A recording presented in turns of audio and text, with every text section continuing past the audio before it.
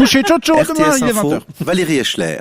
Il faut des mesures plus strictes en Suisse dans la lutte contre la pandémie de coronavirus, l'appel du président de la conférence des directeurs cantonaux de la santé.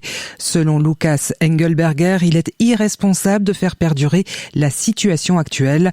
Dans une interview publiée sur les portails de journaux alémaniques du groupe Tamedia, le directeur de la santé de Bâle-Ville critique aussi le système fédéral. Lorsque l'on évite les mesures de protection de son canton en se rendant dans un autre, le système montre ses limites, selon lui. Et le directeur de l'hôpital de Zurich réclame lui aussi des mesures plus strictes. Dans un entretien à la Sonntagszeitung, il demande la mise à l'arrêt du pays, mais aussi que le ski soit interdit et le port du masque obligatoire partout. Selon le journal dominical, les 5 hôpitaux universitaires du pays, dont le CHUV à Lausanne et les HUG à Genève, ont envoyé cette semaine une lettre au Conseil fédéral pour exprimer leur grande préoccupation quant à la situation actuelle. Et entre 500 et 1000 personnes ont manifesté aujourd'hui à Berne contre les mesures prises pour lutter contre la pandémie. Elles se sont d'abord réunies sur la place fédérale sans porter de masque. Des manifestants qui ont ensuite sillonné la ville en petits groupes de 10 à 15 personnes. La manifestation n'était pas autorisée. L'Allemagne va entrer dans un confinement partiel mercredi pour plus de 3 semaines. Les commerces non essentiels et les écoles seront fermés pour tenter d'infléchir la croissance exponentielle des infections avant les fêtes de fin d'année.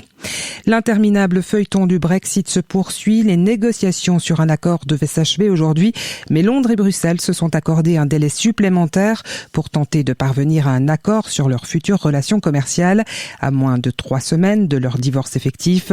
Le Premier ministre britannique Boris Johnson a une nouvelle fois répété que le scénario d'un no deal restait selon lui le scénario le plus probable. Le négociateur européen Michel Barnier informera demain matin les ambassadeurs de l'Union de l'état des discussions. Au Niger, au moins 27 personnes ont été tuées la nuit dernière dans une attaque du groupe djihadiste Boko Haram contre un village du sud-est du pays. Une attaque qui survient le jour des élections municipales et régionales dans le pays. En Super League de football, Servette a battu Young Boys 2-1 au Wankdorf. Saint-Gall s'est imposé 1-0 à Lausanne.